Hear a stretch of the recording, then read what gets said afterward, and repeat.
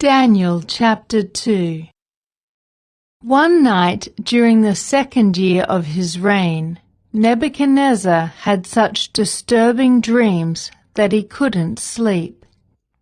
He called in his magicians, enchanters, sorcerers, and astrologers, and he demanded that they tell him what he had dreamed. As they stood before the king, he said, "I have had a dream that deeply troubles me, and I must know what it means." Then the astrologers answered the king in Aramaic, "Long live the king! Tell us the dream, and we will tell you what it means." But the king said to the astrologers, "I am serious about this. If you don't tell me what my dream was and what it means, you will be torn limb from limb, and your houses will be turned into heaps of rubble. But if you tell me what I dreamed and what the dream means, I will give you many wonderful gifts and honors. Just tell me the dream and what it means." They said again, "Please, your majesty, tell us the dream, and we will tell you what it means." The king replied, "I know what you are doing. You're stalling for time because you know I am serious when I say, if you don't tell me the dream, you are doomed. So you have conspired to tell me lies, hoping I will change my mind. But tell me the dream, and then I'll know that you can tell me what it means." The astrologers replied to the king, "No one on earth can tell the king his dream, and no king, however great and powerful, has ever asked such a thing of any magician, enchanter, or astrologer. The king's demand is impossible. No one except the gods can tell you your dream, and they do not live here among people." The king was furious when he heard this, and he ordered that all the wise men of Babylon be executed. And because of the king's decree, men were sent to find and kill Daniel and his friends. When Arioch, the commander of the king's guard, came to kill them, Daniel handled the situation with wisdom and discretion. He asked Arioch, "Why has the king issued such a harsh decree?" So Arioch told him all that had happened. Daniel went at once to see the king and requested more time to tell the king what the dream meant. Then Daniel went home and told his friends, Hananiah, Mishael, and Azariah, what had happened. He urged them to ask the God of heaven to show them his mercy by telling them the secret, so they would not be executed along with the other wise men of Babylon. That night the secret was revealed to Daniel in a vision.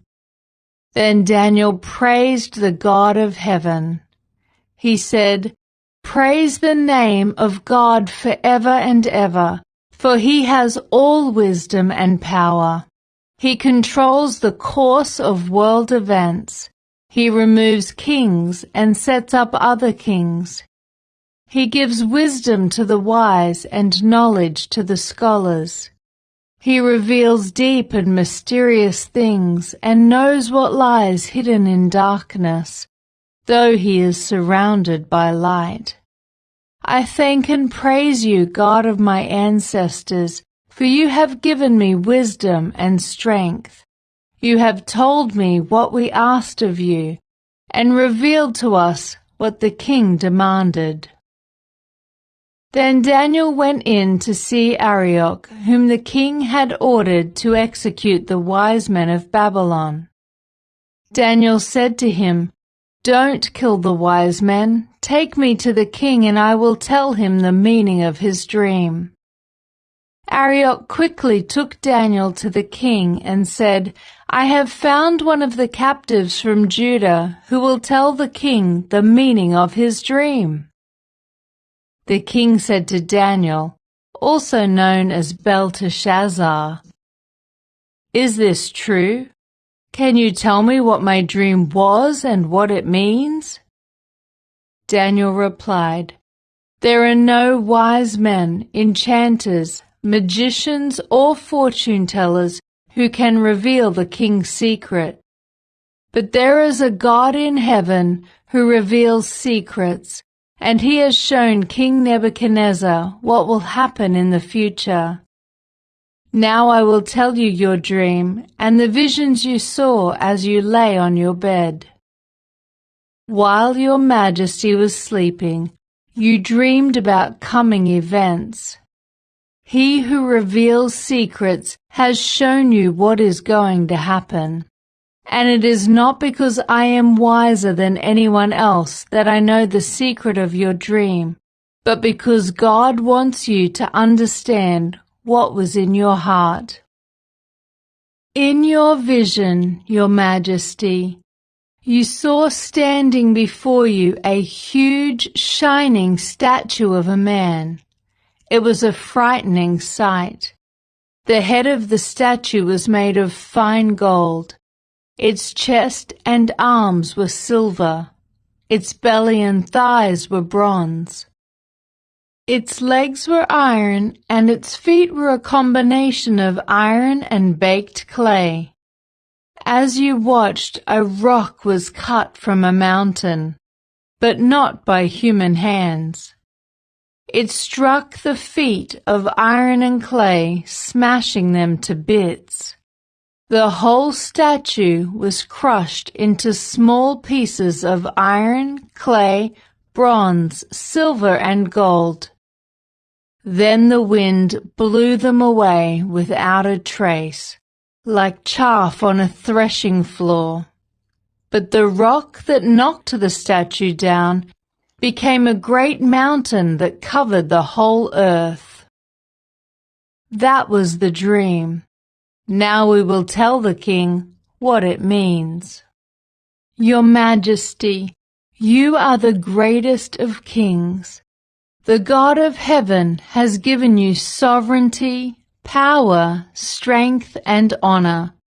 He has made you the ruler over all the inhabited world and has put even the wild animals and birds under your control. You are the head of gold. But after your kingdom comes to an end, another kingdom, inferior to yours, will rise to take your place. After that kingdom has fallen, yet a third kingdom, represented by bronze, will rise to rule the world. Following that kingdom there will be a fourth one, as strong as iron. That kingdom will smash and crush all previous empires, just as iron smashes and crushes everything it strikes. The feet and toes you saw were a combination of iron and baked clay, showing that this kingdom will be divided. Like iron mixed with clay, it will have some of the strength of iron. But while some parts of it will be as strong as iron, other parts will be as weak as clay. This mixture of iron and clay also shows that these kingdoms will try to strengthen themselves by forming alliances with each other through intermarriage. But they will not hold together, just as iron and clay do not mix.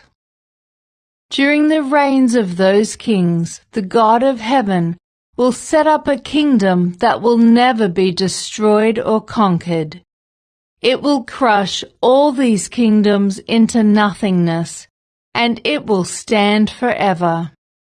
That is the meaning of the rock cut from the mountain, though not by human hands, that crushed to pieces the statue of iron, bronze, clay, silver, and gold.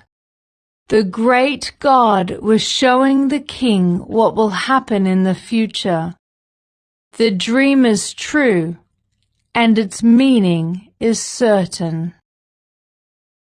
Then King Nebuchadnezzar threw himself down before Daniel and worshipped him, and he commanded his people to offer sacrifices and burn sweet incense before him. The king said to Daniel, "Truly, your God is the greatest of gods, the Lord over kings, a revealer of mysteries, for you have been able to reveal this secret." Then the king appointed Daniel to a high position and gave him many valuable gifts. He made Daniel ruler over the whole province of Babylon, as well as chief over all his wise men.